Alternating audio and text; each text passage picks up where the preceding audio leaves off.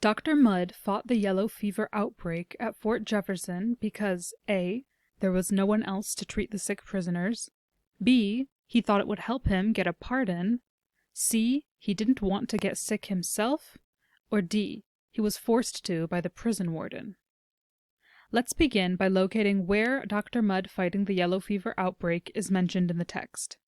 We find this in the 7th paragraph, which tells us that when the fever struck, Dr. Mudd volunteered his services because he was the only doctor on the island.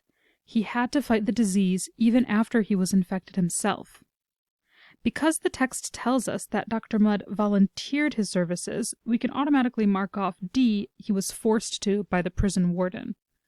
The text also tells us that Dr. Mudd himself was infected with yellow fever. Therefore, we can also mark off C, he didn't want to get sick himself, as that happened.